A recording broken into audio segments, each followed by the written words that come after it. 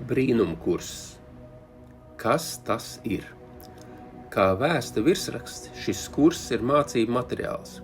Tas sastāv no 3 grāmatām, 669 lapspušu teksts, 488 lapušu darba grāmatas studentiem un 92 lapušu rokas grāmatas skolotājiem.